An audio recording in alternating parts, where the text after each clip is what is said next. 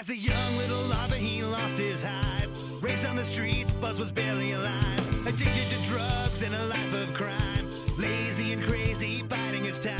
Giving up dope was the first step. Living on hope even when he's upset. From his very first opportunity, Buzz transformed into a worker bee. He loves to work and learn new things.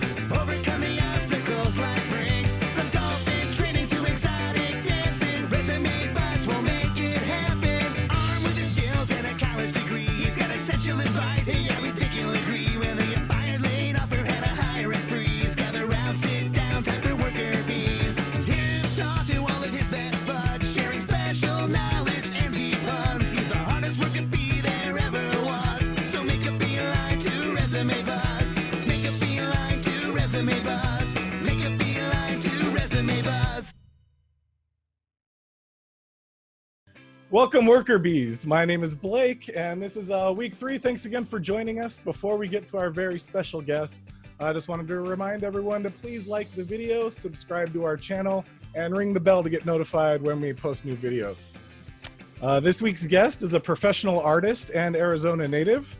He now resides on the Big Island in Hawaii. He's known for his stunning Southwestern style with a penchant for portraits and musical themes. His artwork has drawn the attention of major musicians and fans from across the world. Not only has he overcome adversity and addiction while developing advanced artistic abilities through strong will and people-centered personality, but he did it all without full use of his arms and his legs. He's an artist, motivational speaker, and former punk rock singer. I'm thrilled to give a warm worker bee welcome to Mr. Kirk O'Hara. Thank you very much for joining me, Kirk. Aloha. Aloha. Wonderful. It's nice to see you, man. Yeah, good to see you too. And I know you're out in the middle of the Pacific Ocean, but I feel like I'm there with you. Yeah, I'm out here with the good weather and clean air. And clean air, absolutely. Staying away from all the madness on the mainland. So your condition it's called arthrogryposis. Can you describe it a little bit for us? Yeah, it's called arthrogryposis. It's a very rare condition. It's not genetic. In other words, nobody in my family ever had it. It's just one of those rare things. You know, I got to be different and cool in every area. So I decided, I guess, that I needed to catch this while I was in the womb. And it's a condition that stiffens the joints in your arms, and it stiffens your joints and atrophies muscle. And basically, my arms and legs don't work, so I'm a quadriplegic. So I learned to overcome that and learned to include myself by painting with my mouth. And I love that creative outlet. I love everything about painting. It's a language, and it teaches me about the world and about people and about spirituality, and it's my gateway to it all. So I like to share that with people. Can you tell us about a little bit when you first started painting? Like, did you find a fascination with painting before you learned how to paint with your mouth? Well, I come from a large family of boys. We have 2 sisters, but there's 5 boys, and we were all pretty close to the same age, so we were all real competitive. And I think when we used to draw Star Wars characters and comic book characters together and all kind of compete to see who was the best, I think that's what sparked my interest at first in drawing. And then I began taking lessons from a local woman in my neighborhood who she graduated Chicago Art Institute. She was a native, and she had stuff hanging in the state capitol, and she began teaching me when I was a kid to paint. So I learned a lot from her. Eternally grateful to her, and she gave me the foundation I needed to get more education and to begin this journey on painting when I was a kid. I know we've talked before, and I've definitely asked you this question, but in my first interview with you, actually, I asked you this question about how painting affects clenching on a paintbrush affects your teeth in your mouth.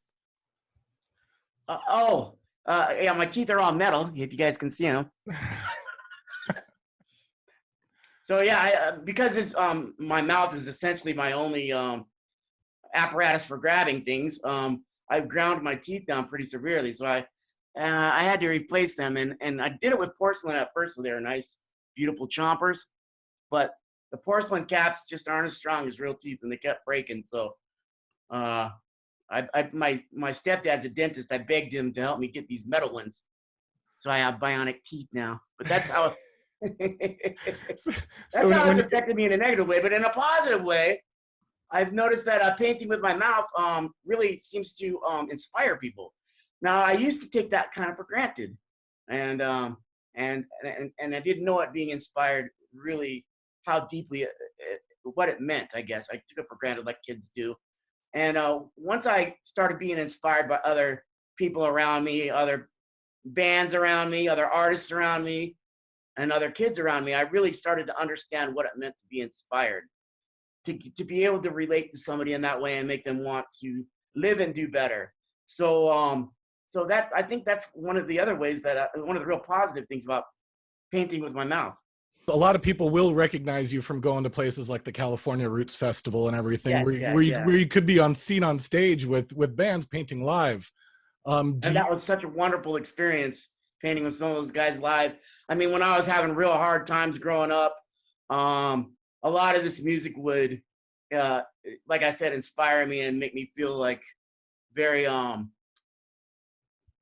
pull me out of my down situation, pull me out of my head so that I wasn't stuck in my own way and wallowing in misery, you know.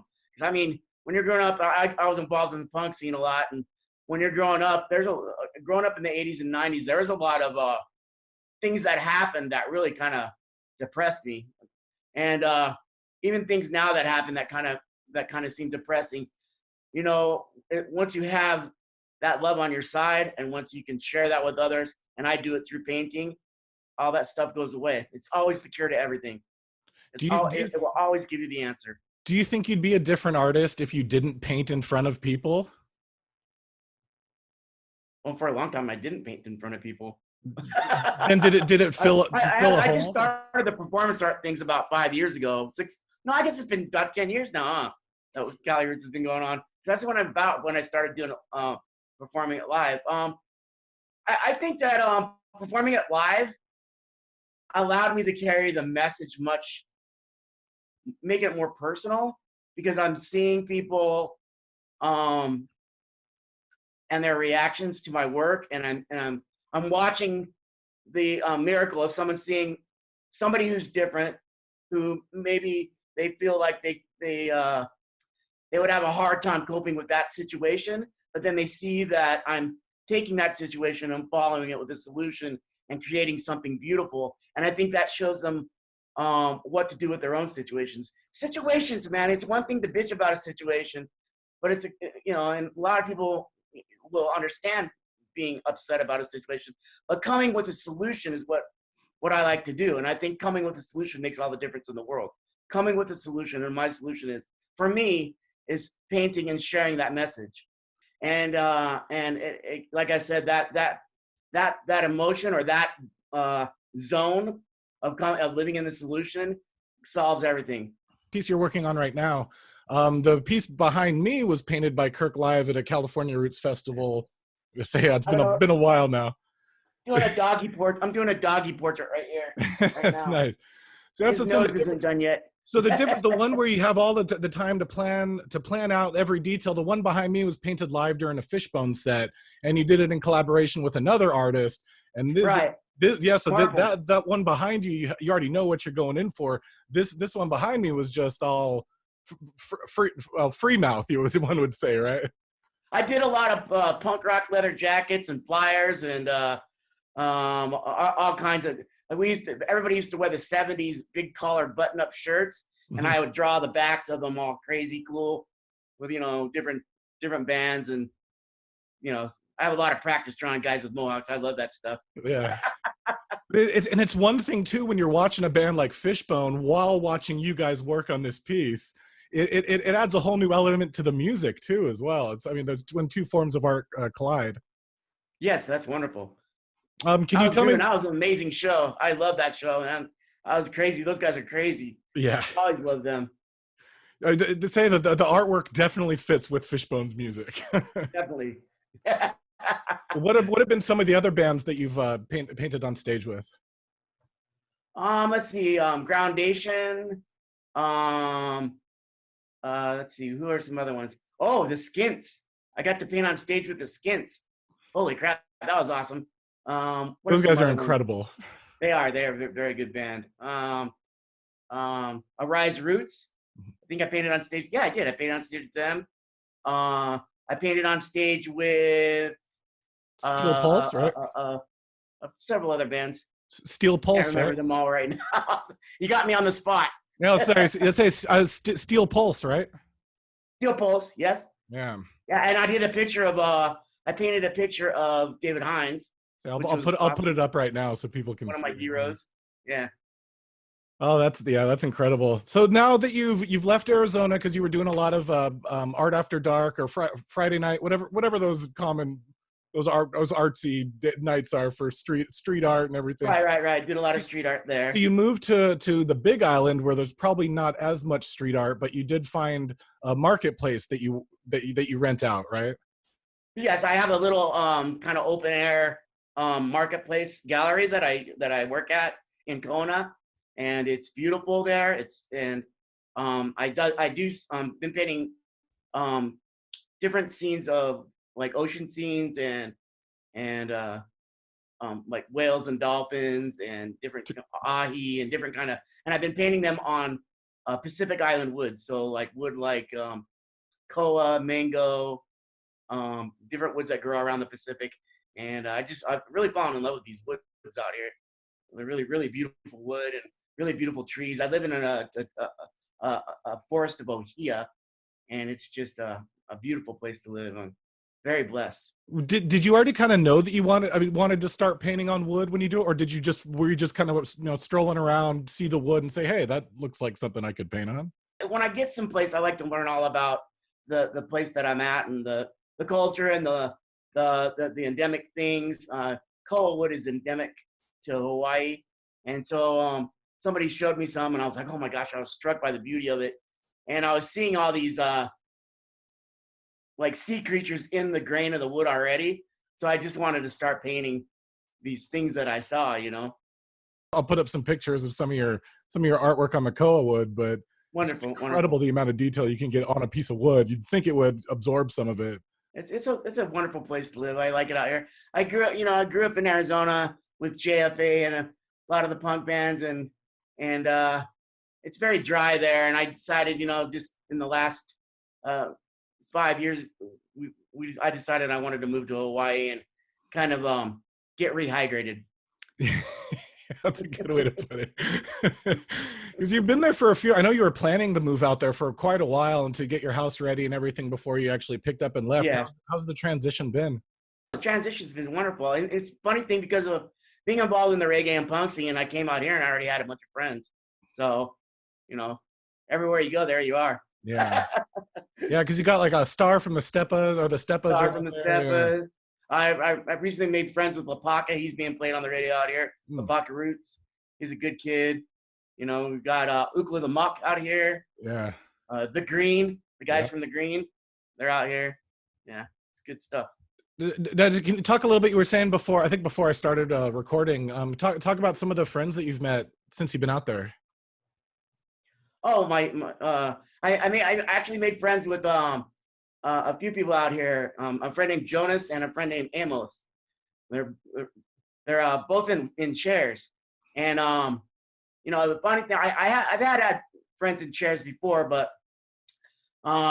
it's been a little while since I hung out with people, and it was nice to hang out with people in chairs because it's amazing how when you find like-minded people or people in a situation that I've never made that a factor on whether or not I was going to be friends with somebody, like whether or not they're like something I was trying to identify with or anything. Mm-hmm. But it just so worked out that these guys are near me, and they run a nonprofit called Deep and Beyond, and you can find them.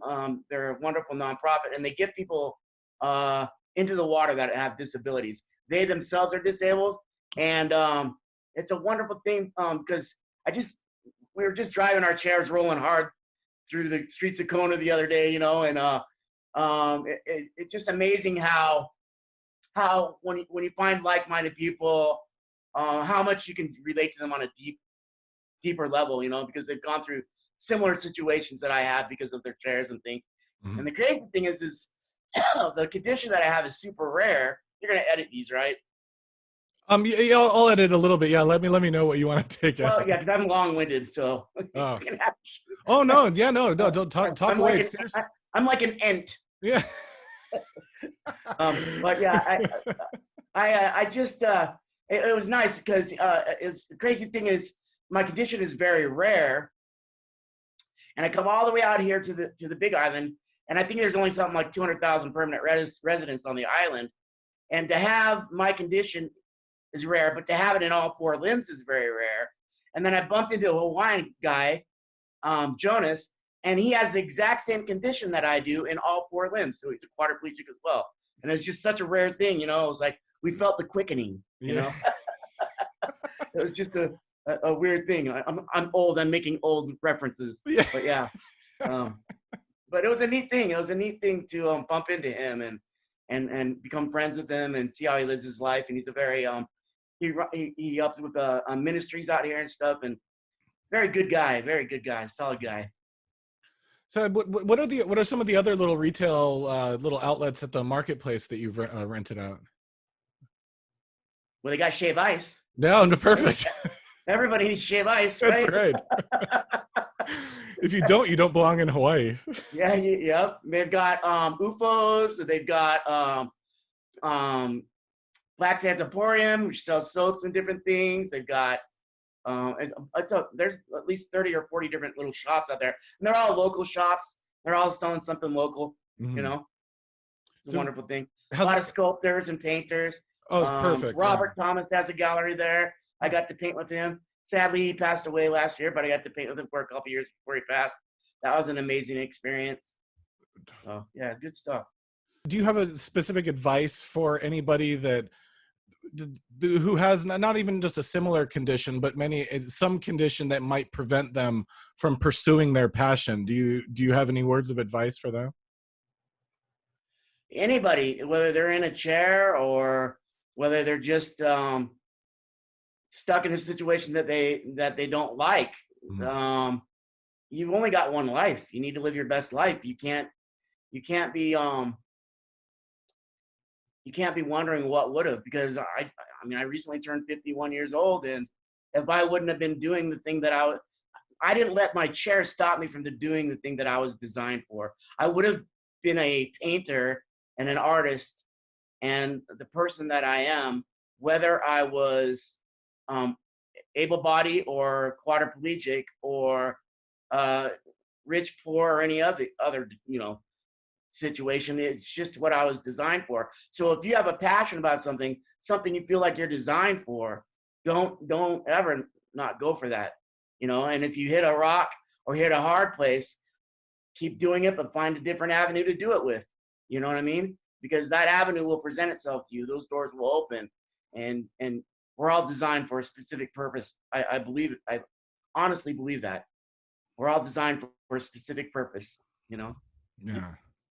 You look at the rocks and the trees and all the birds and all the insects that have a specific proboscis, or birds that have a specific shape of a beak for those specific flowers or plants. Everything fits together so perfectly when you start looking at it. So do you. You have purpose, right? That's absolutely, yeah. What do you think you'd be doing if you weren't painting? I'd be a rock and roll singer. That's right. I got to scour YouTube. And I'd be a rock star. I got to find that video on YouTube, and I'm gonna put it on here and show. What one? The one of you singing in that punk band. Oh, I'll send you one. Okay. Don't make it very long, though. I'm really not like stoked with my singing at all. But yeah, go ahead. It's fine. It's out there. I can't get rid of it now. That's right. Yeah. Before you started making money doing what you love, what are some other creative ways you came up with to make a living? To make a living? In the past, yeah. I sold weed, man. That's right. Is that a fact? No. Edit. No. I've done all kinds of different things. I've been a salesman, mostly sales. So I did dispatching for a tow company for a while, tow trucks. I don't live a rich life. I live a quality life, you know? Mhm. It's quality. It's about quality. I mean, as long as your needs are being met and you're able to be free and be able to do what you're designed for, you can't ask for a more successful situation than Mhm. that in life. I'm more on a world stage now. Mhm. So because of all the influx of tourism from around the world here, Yeah. I've got met clients from Germany, Japan, Australia, the Netherlands, uh, even all over the world, China, Africa, everywhere. I met people from everywhere out here. It's an amazingly wonderful place to be, and you get to see um, how loving everybody is really around the world. What a magic place we live. Really, how similar we are, huh? It's everyone's so loving. It's Yeah. amazing, especially when they come to Hawaii because they're super happy. You know, so I'm lucky that way. But I don't get to see. You can't be a grump and come here. No, It's not gonna work. no. Islands will spit you right back out for sure. Yeah, the island will spit you out. You'll wake up black and blue with a ticket in your pocket. Yeah. Missing all your traveler's checks. This is what makes me wish I was there interviewing right now. I want people to see the ways you've adapted to just everyday life that a lot of people take for granted. Well, I got stuff on my your YouTube channel that you're willing to edit any of that out if you want. Okay.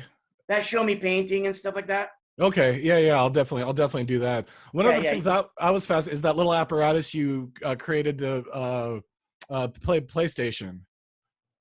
Oh, I can send you a picture of that too. Okay. Perfect. Yeah. Yeah. If actually if you can Sharon videotape you playing video games, playing. Sure. Okay. Sure, we can do that. All right. Sure. Awesome. Oh, speaking of that, are you on Twitch? I think that would be a perfect platform for you. Twitch? Yeah. Not on Twitch. Say for gamers, that's like the perfect. I think I should just become an e guy or something. Oh, a You know what? what I mean? Just an e guy, just hang out all day in my room and put my life on the internet. Why not? Yeah, who does that? To be able to have your brain work in a way to where you're like, I want to play Grand Theft Auto. What do I need to do to accomplish that? Right. Yeah, that's the blessing from being put in this situation. Mhm. Is it forces me to think outside the box, forces me to be creative with my life, which in a way probably drove me to be a creative person. So maybe I wouldn't have been creative if I wasn't in this chair. Who knows? The universe or God or whatever you want to call it all creates us for a reason, and maybe that's, it had that thing in mind when it created me. Yeah. What's your favorite thing to do when you're done working for the day? I know you like to just. I play chill out. video games with Sharon. Me and Sharon have been playing Red Dead Redemption lately. Nice. Who's better? Cowboy, and Grand Theft Auto and Battlefront, Star Wars. It's fun. Oh, Battlefront right 2. So, all right. So, one of the things I want to do with my guests, when was the last time you actually sat through a job interview? Do you have any memorable moments from job interviews? Well, I don't know if it was because I'm in my situation or because I have a charming disposition, but every job interview I've ever done, I got hired for, pretty much. Yeah. Yeah. Well, geez. Well, now that puts me on the spot. Thanks a lot. First question. Away. I'm ready. Mr. I O'Hara. represent your company well. So, how would you describe yourself? Crazy. No, I'm hardworking. I'm problem solving. Excellent problem solver, hardworking, and not afraid to work for slave labor. for not afraid to work for no money. All right, I'm going to forego all my other questions. You're hired. What makes you unique? I gotta answer truthfully, I guess. What makes me unique is my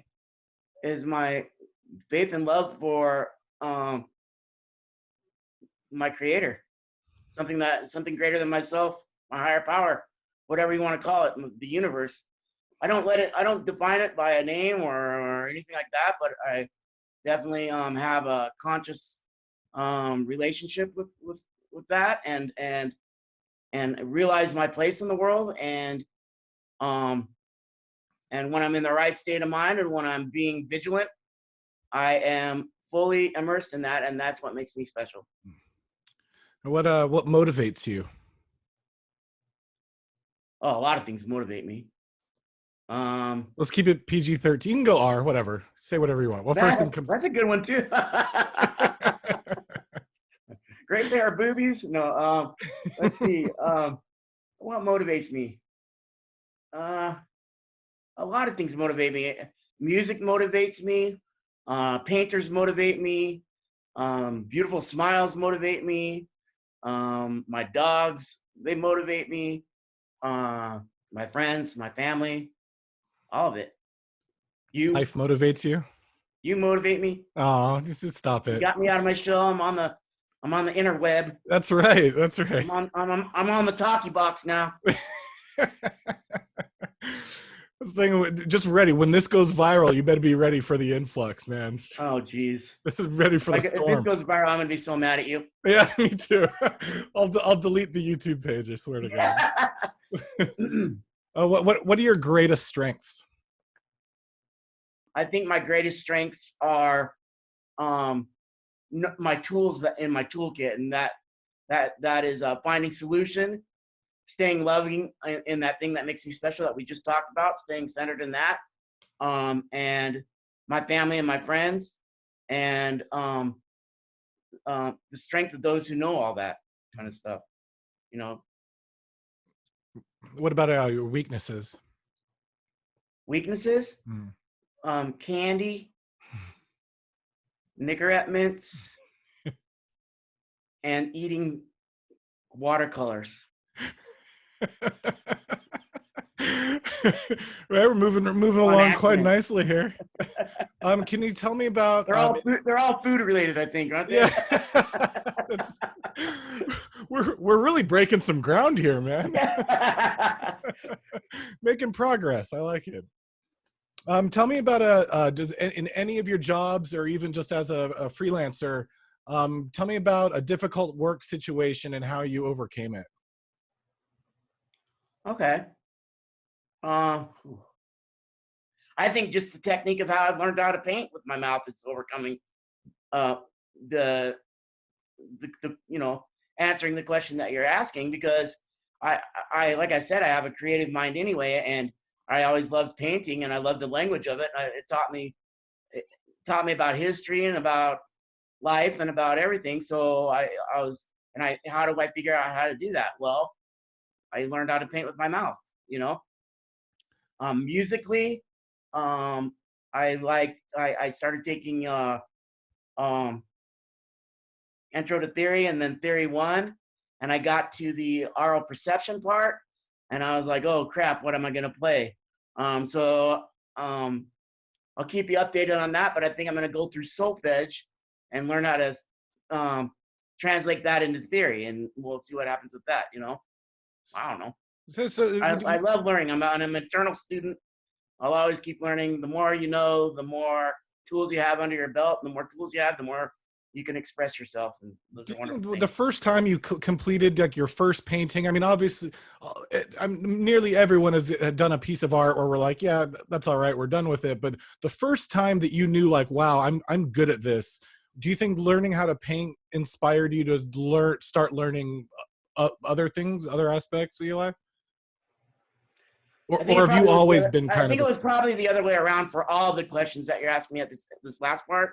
Was the fact that I had to come up with sticks to turn off and on light bulbs, different mouth fittings to paint with brushes or write with a pen so I could do schoolwork when I was a kid, the different apparatuses I made for wheelchairs, for getting myself in and out of bed and getting myself dressed, and different things that I've invented, I think, solved these problems that you're talking about. But they weren't something I solved because I got a job or because I did a painting. I think that all this stuff existed and came into play when I did those things, just by living my life. Does that make sense? Yeah, definitely. And I'm sure I can't imagine the amount of stress that you've gone throughout your life. What's been the biggest tool that you've learned to overcome stress?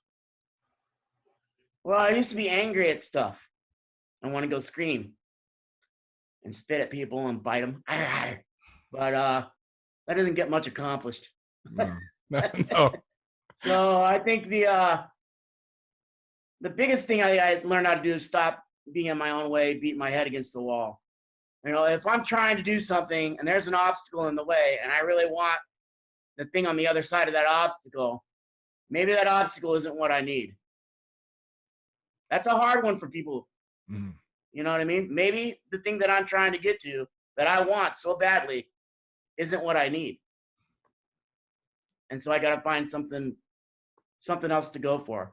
Do you know what I mean? Yeah. I think that's a big tool. A lot of people see something they want, they go for it, and if they don't get it, they freak out. And so they try again, and then they don't get it again, and they can spend years doing that. And then when they finally get it, it's something they didn't really need in the first place. So maybe we should trust that if we're doing something and it isn't coming naturally, or it isn't fulfilling us, or it isn't coming easy like it should, maybe it's not the right thing for us. That's not saying that we shouldn't try to move mountains. You know what I mean? I'm saying if I try to move a mountain and I got all the gusto to do it and it's moving, it's just going to take a while and a lot of struggle. I shouldn't stop there. But if I'm trying, it's taking a lot of struggle and it's not moving, and I've been doing it for a long time and it still hasn't changed, maybe I should try something else. You know what I mean? Yeah. People need to understand that. And you can simplify that statement. I told you I go on and on. I'm not creating like a 3D figure of you and like substituting it for you. This is all you, bro.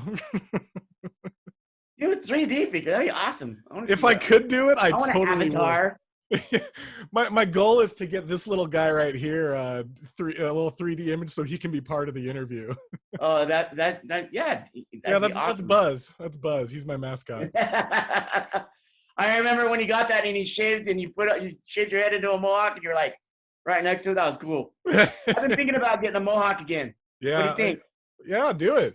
You're gonna shave the dreads and get a mohawk. You don't think I've outgrown that a little bit? Dude, if I did a mohawk, some would grow like right here, and then it would be kind of bald right here, but then the back would be sick. That you'll find some way to make it look cool, I'm sure. And I've always tried to do this guy. All right, so what about conflict? How do you deal with conflict? How do I deal with conflict? Mm-hmm. Ooh, that's a good one. So that's probably the hardest lesson humans have to learn, from my experience. How does one deal with conflict without giving up their dignity? Does that make sense? Yeah. Because I used to be you're disrespecting me, and then I want to fight, but I have no arms and legs, so I can't really fight. So I just fling myself out of my chair and try to attack them. You know, it doesn't work. Conflict in that kind of way, dealing with conflict with a snap judgment of anger or a reactionary situation, doesn't work. So you have to get angry with dignity. And getting angry with dignity is saying, I don't really like the way you're treating me like right now, and I don't appreciate it. And I've stated the way I felt, and that's all I have to do. You know what I mean? If they want to keep it going and I can't avoid them, then I'm going to have to defend myself in some way. But if I can avoid them or step around them, all right, okay, so let me give you an example. Mm-hmm. When I first cleaned up my life and started living in a different way, because I went down some pathways that were water flows downhill, and it was much easier for me to deal with my anger and my emotions by getting drunk and screaming and being a punk rock angry person all the time, right? I went down the same road we all did from the 80s and 90s, and I went through all the same crap. I 13 years ago, I gave that up, and I remember when I started that, I'd always focus, like I'd be crossing the street and I'd always focus on the guy that was mean mugging me. And I'd look right back at him and I'd be like, why are you mean mugging me? I'm mean mugging you right back. You know what I mean? Mhm. And when I cleaned up my situation, I crossed the road and I saw that somebody mean mugging me. But then I looked in the other 2 cars next to him and there were 2 sweet ladies smiling at me. You know what I mean? And there was some guy over across the street waving at me to come across, you know? And I didn't notice them before. I only noticed the one guy mean mugging me. You know what I mean? So I think dealing with conflict is kind of like that. Do we really need to, we've got to pick our battles. Do we really need to fight this one? You know, which one do we need to fight? And when we find one worth fighting, then we carry ourselves with dignity and see it through. Yeah, I think one of the most common answers there, oh, I like to talk it out, but the answer to that question, like you've proven, is way deeper than that. And you definitely don't come across as somebody that's going to walk away from conflict. You know, would you say you sought conflict out when you were more angry? It depends. If somebody doesn't like my beard, or someone doesn't like the fact that I put a kitten in my painting, or whatever crazy nonsense people come up with. If someone doesn't like me because I'm in a chair, I'm gonna smile at them, carry myself with dignity, and be the best person that I can, and set an example. But I'm not gonna go get in a fight with that person, even a verbal confrontation, because what's it gonna do? They're gonna leave thinking they're justified in their thinking because they're gonna be angry. I'm gonna leave being angry, which I wasn't when I approached the situation, and nothing's gonna get accomplished. Negative always equals nothing. It's only the positive that equals life, love, and growth. Negative is a negative. They call it negative. They call it negativity for a reason, because it equals nothing. It really does. All the crap that I did in my life that was negative, and I did it for a couple years. And you know what I remember from those couple years? 2 or 3 incidences. Through all that time, I don't remember anything. You know, not because I was fucked up all the time, excuse my language. Not because I was messed up all the time, but because it was all negative, and I don't remember. There was no mile markers. There was no growth going on for me to place any memory sticks in. So negativity equals nothing. I think that's probably the perfect answer to that question. Most perfect answer that I've heard to date. What do you consider specifically? What is your greatest single accomplishment?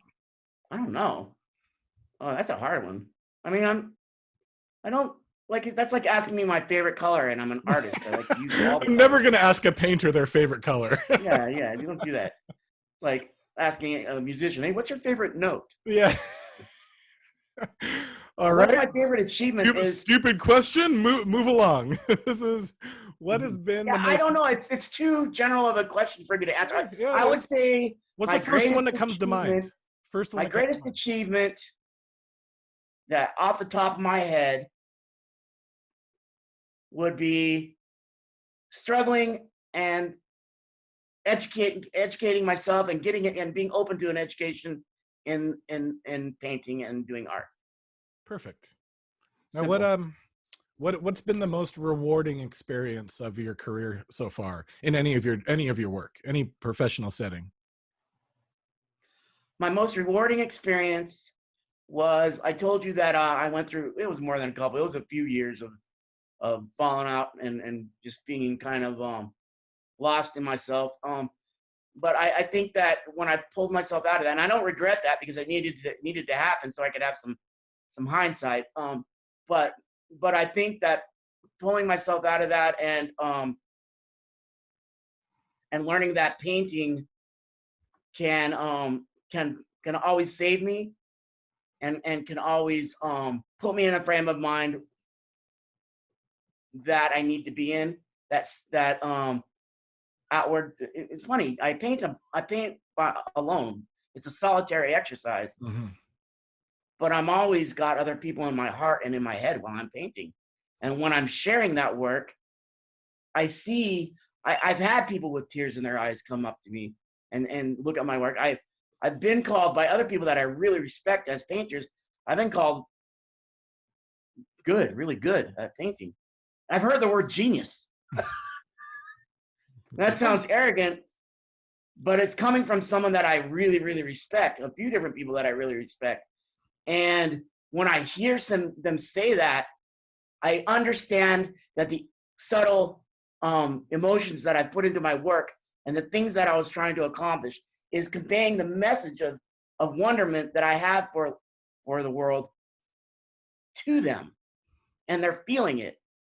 And when I know that happens, that's the greatest achievement in my work. So if you can edit that to where I don't sound like a Chad or something. Chad. Which qualities make a good leader? Oh, geez. I don't follow leaders. Anarchy. No. I don't. I'm not good at following leaders, but I think that's just a leftover thing from when I was a kid. Mm-hmm. I think I follow people who are genuine, who I see. Well, you don't necessarily have to follow them. Just when you look at somebody what qualities would somebody have that you would say? Basically, the opposite of all the leaders we've had since I've been alive. Amen. Hey, perfect. I mean, someone who's honest, sincere, who is relatable, comfortable with themselves, mm-hmm. hasn't got a made-up speech that they paid someone, $500,000 to develop or whatever, or some campaign that they're spending millions of dollars. Someone that I don't know. Like I said, I'm not good into politics, but I would follow a leader that I knew that was genuine and that was setting a good example. Someone that sets a good example makes a great leader. If they're not setting a good example, they want something from you and they're not leading you for any other reason. Mm.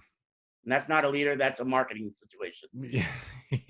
I think that's kind of what politics is now. It's 100% marketing. It's marketing, and marketing is not leadership. Leaders lead by example. Mm-hmm. Well, what makes you uncomfortable? Being interviewed. Perfect. I think being vulnerable on the internet and answering questions and being nervous about it. You know what makes me uncomfortable? All these bastards down here that are giving this a down like. I don't know, that makes me uncomfortable. Oh, you know what? They're just doing it because they just do it because yeah. They're like, oh, I love that video, but I'm not going to say that. Yeah. I'm cool. Yeah, I don't follow leaders. I don't follow leaders. I'm going to downvote it. They'll know that I like it. It's like in the 80s when the punk bands used to be on stage and everybody'd spit at them if they liked them. Yeah, exactly. Yeah, you guys rock. You've pretty much answered this too. What commonly accepted view do you disagree with and why? Gosh, there's so many. I disagree with herd mentality. So whatever the topic is of the herd mentality at the time, usually it's something I know to be either duh or completely wrong. All right, do you have a personal mission statement? Personal mission statement? Don't follow the leader. My personal mission statement is that everyone needs to find that central loving thing in their heart and follow that, and it'll never steer you wrong as long as it's honest and true. It won't ever steer you wrong. And I think if everybody identified with each other on similarities rather than differences, how we're all a lot more alike than we are different, I think that would really save us. Either that or an alien civilization attacking us. Yeah, I'm leaning towards that or zombies. Zombies would work. That would be cool. I think we're already in the zombie apocalypse. Yeah, no kidding, right? As I stare at like 3 different screens. Yeah. That's a cultural difference. Is a lot of people aren't on their cell phones out here.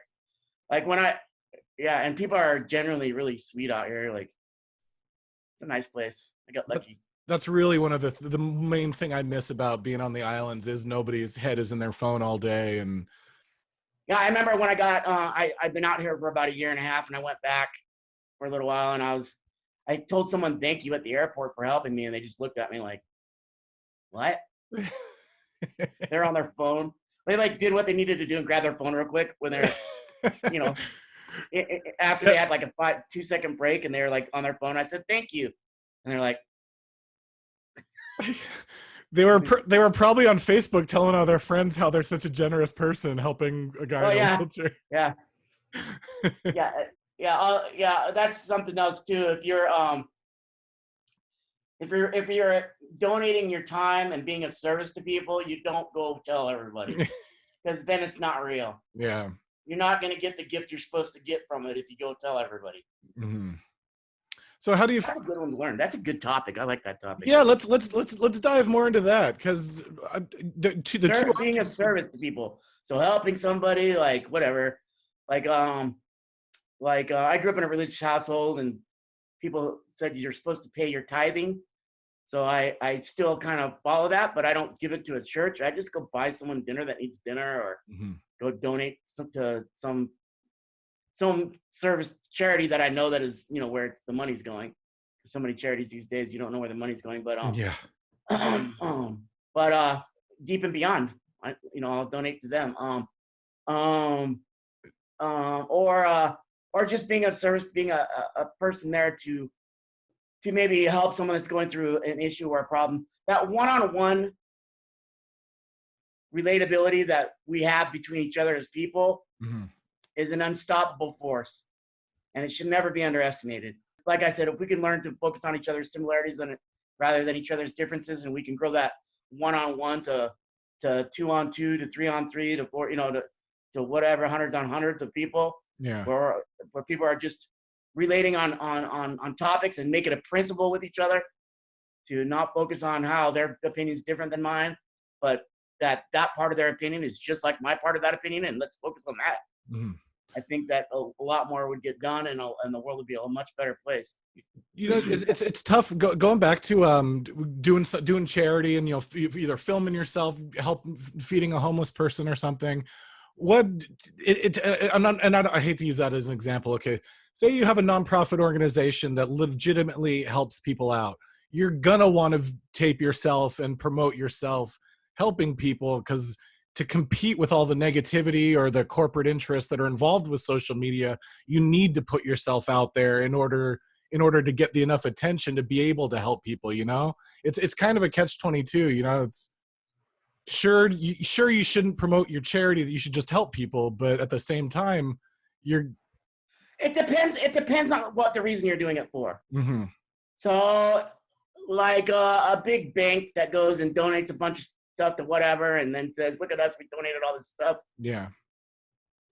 What does that have to do with you holding on to my money? Yeah. I don't know. You're a bank. Yeah. About time you did something. You know what I mean? Like, I don't know. Like, I don't know. I just don't feel the humanity in there. At the same time, like I mentioned Deep and Beyond a couple different times now, it's important for them to get their name out there, but it's not important whether or not I gave anything to them. It's not going to make my painting sell any better or less. Yeah. You know what I'm saying? I don't think. I think that the internet thing is over. I don't think that a lot of people are going to be. It provided a lot of new jobs and a lot of new things, and it was a new market that came up. But just like any new vacuum that comes up, it gets filled up. And I think once it gets filled up, and the big fish start gobbling up the little fish, I think that that people need to not worry about it, and it's just going to be like it always was. This is a bleak thing for probably you and other people to hear, but it's turning into a glorified TV with a telephone app. It's called television. Yeah. Yeah. Telephone and with a vision. It's television. That's what you got. Yeah, screw content creators. The meaning of the word television. There's still going to be room for content creators, and there's still going to be people rising up out of that to be most popular for a while. And maybe the trends will just keep going around and around and around, and this revolution will just keep going forever. But eventually, I think that people are going to you know, channels that are similar are gonna either buy out or promote or join forces with other channels, and Yeah, they're gonna yeah. be a big fish, and other things are gonna move around. And once all those niches are filled, I think it's gonna be a full market. You know, I'll I say don't know. if anyone is interested in buying this channel, I'm putting my email address conveniently right at the Your bottom of guys' your channel screen is there. different though. There is nothing like your channel right now. I don't think so. I mean, it's No, it's I mean, um, so people migrate too, and I noticed that a long time ago when I was in the punk scene.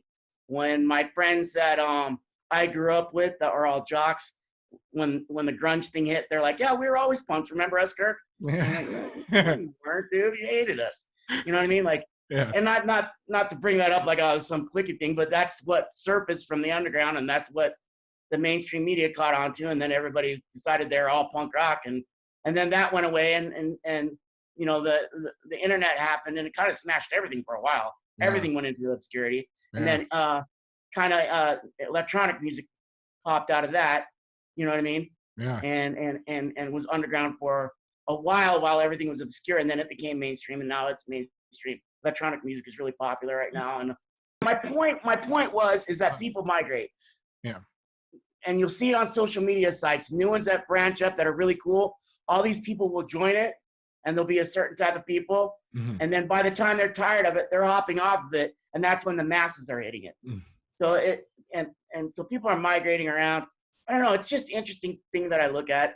Try to people watch social Well, studies. it is interesting. I mean, because when the internet first came out, it kind of, it completely upended the whole music industry, and it really put a band or an artist's fate into their own hands. But now it's just The internet oversaturated. changed everything. Oh yeah. It upended everything. Oh sure. I Yeah. mean, the 80s, 90s, 2000s, and 2010s, like those 40 years right there, like just 30 years, 40 years. Wow, I'm freaking old, dude. But yeah, like it's it changed everything. I mean, music, TV now. Do you own cable anymore? No, I use this thing to watch movies, and yeah, Yeah, who has cable? yeah. Yeah. Major networks. My grandmother still has cable. Right. So their demographic is somebody that can't afford the internet or really old people that are used to TV. Yeah. You know what I mean? So it's crazy. I mean, and then movies, you got Netflix, you got all these people, these private companies now that are starting to make movies. Oh yeah. And, the major film industries, they're pretty much just doing superhero movies. And they only do a few a year.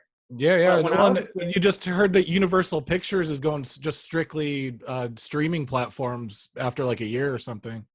oh, are they? They're not going to go in theaters anymore. That's what the CEO said. All Universal Pictures won't be in theaters anymore.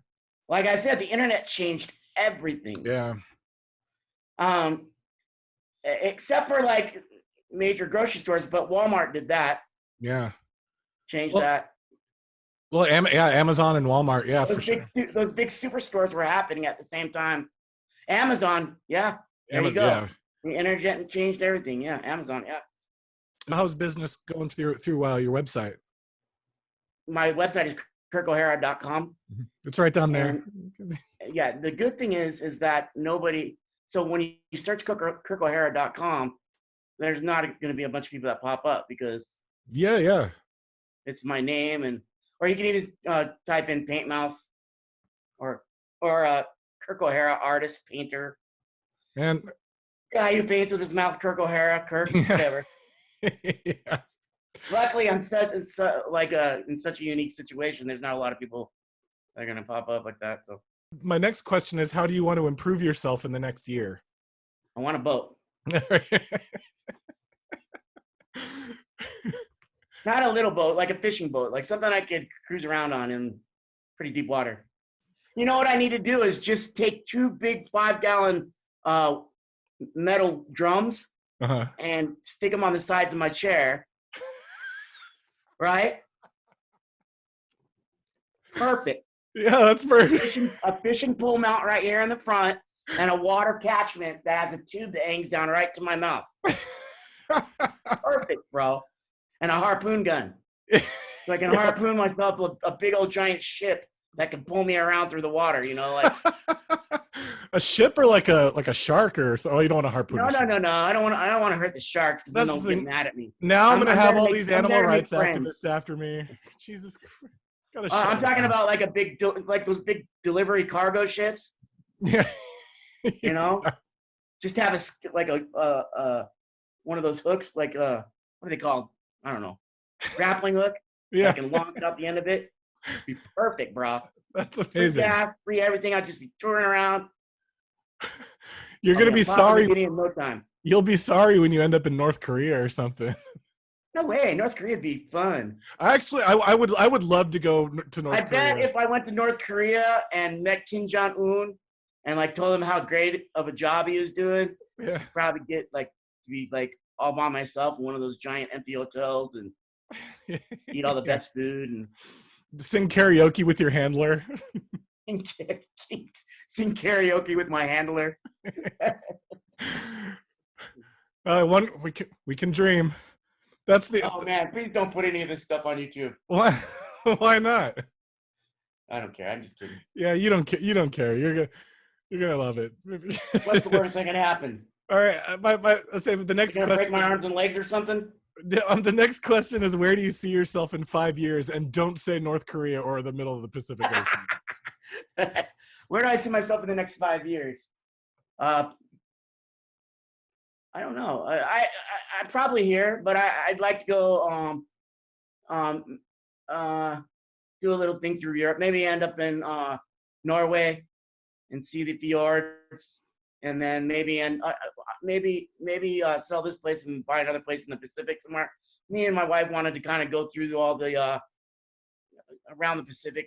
There's thousands of islands I'd like to see. Like the Philippines or Japan and Yeah, Vietnam. Samoa, somewhere cool. Yeah. Go stay on the Marshall Islands somewhere. What do you think? Do you think if you did like traveled around like Asia or Europe or something, do you think you'd bring an easel and just paint while you're out there? Just Of course. yeah. Yeah. I always did that every time I traveled as a kid and even growing up. I'm always painting. Yeah. That's a great way to make airfare. Yeah. Yeah. I just got this vision of you with like a Sharpie doing those caricatures that you see. Never mind. Never mind. I am one of those. I don't need to do them. But what's your greatest fear? Greatest fear.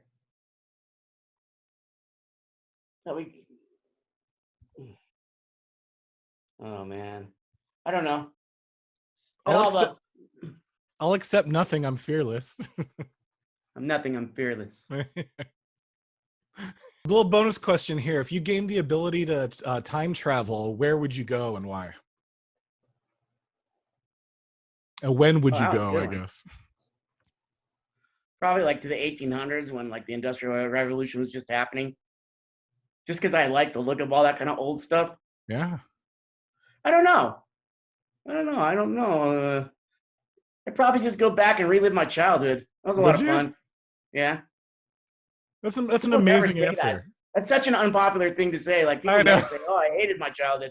I love my childhood. My childhood was wonderful. I just, I mean, there's a lot of struggles. Sure.